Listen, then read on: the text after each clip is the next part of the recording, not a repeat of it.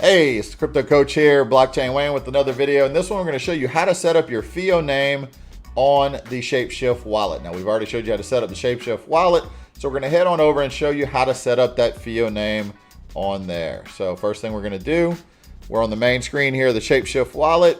We're going to hit Search Assets, and we're going to add FIO as a support. So as simple as searching and then turning it on. And then we're going to go back, and just to show you that that wallet has now been added to the list, you can hit FIO. You can do that not just for FIO, but multiple other wallets. But now you can see the FIO wallet is set up. And we're going to go back and show you how to set up that FIO name. So you're going to hit the gear in the top right corner. And it gives you the options. You see FIO name where it says new. We're going to tap that right there. And what is a FIO name? It's your personalized name. You can request money, request transactions, with an easy readable address. That's what your FIO name is. Instead of a long string of letters and numbers, it's an easy human readable address.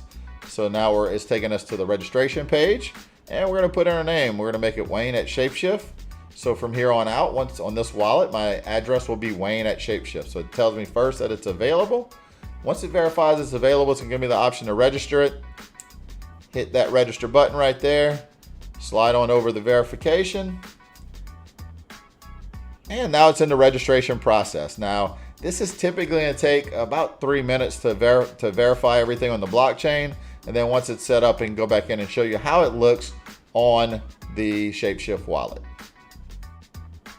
All right, now we're back in the app. It still shows in the pending status. We're going to wait for this to go through and show us that the confirmation has been given, that everything is set up.